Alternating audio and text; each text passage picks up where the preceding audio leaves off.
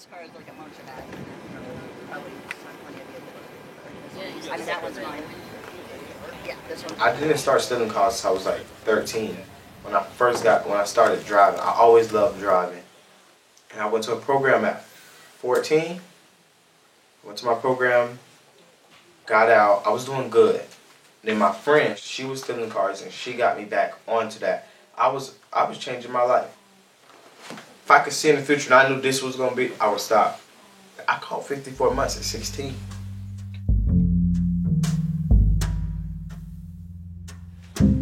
Mom been telling me for years. My uncle, I have an uncle who's been in prison, who's been telling me for years, stop, Lewis, stop, Lewis. But I always took it as they just don't want to see me doing what I'm doing. They just being parents and family. You never knows what can happen. Things can go bad really fast, like my situation. I didn't intend to do what happened. I just was trying to steal a car, and she tried to stop me.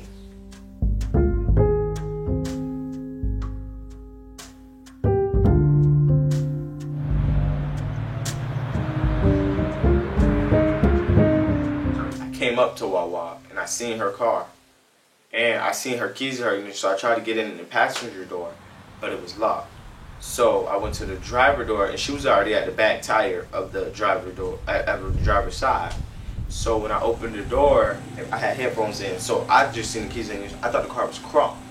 So I tried to put my foot on the thing and tried to move the gear, but it wouldn't. By the time I was finna crank it, she grabbed me. She scratched me right there. She just was screaming. She was trying to grab the keys, and I grabbed her hand, and I pushed her out of the way. No, I didn't even grab her hand. She was hitting me. She wasn't grabbing the keys. She was hitting me, and I was cranking the car up, and she tried to grab my hand off of the keys, but I pushed her hand out of the way. I put the car in drive, and I pushed her at the same time, all in one motion. I drove away real fast. She said, I don't know if I ran over her leg or not. I don't know about that, because I didn't. If I did, I didn't intentionally do it. A car tried to follow me, but I left him. I left him in the wind. Then, as I was riding, like 3 minutes later, a police chased me. I left him in the wind. I was scared. And I was supposed to be getting sent into a program 2 days later. That's really why I did the car. It was really supposed to be just a Grand Theft Auto. I was like, shit, I'm going to a program anyways. Might as well steal another car. A lot of these kids have been through things that nobody has taken the time to say, how are you dealing with that? What you're doing is not helping you. Here's some things, not just medicating kids, but counseling kids in an intentional way. I think that, when a juvenile has stole their 5th or 6th car, right?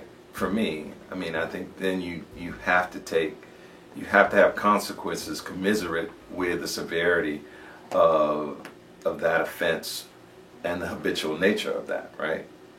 It says that either I don't value the penalty, right, or the laws of the land that impose those penalties, right?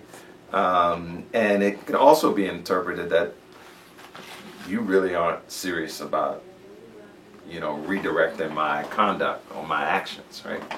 And what I think we need to focus on is what's so fundamentally lacking, not just in terms of the consequences, but the foundational qualities and values that these children are missing.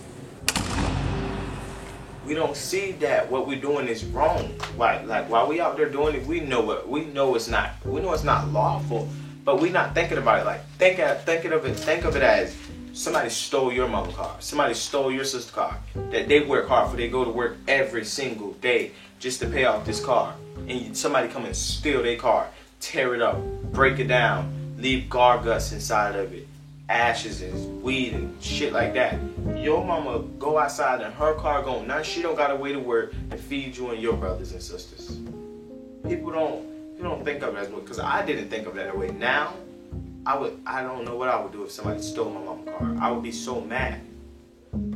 A lot of these kids find themselves in such conditions of hopelessness, right?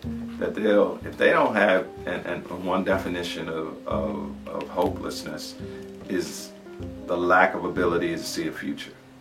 And so if I don't see anything better on the horizon for me than a joyride, a chance to be in a nice car, is something that I'll expend my whole future on. And that is a sad reality. And yet that is the reality for a large portion of young people in this city.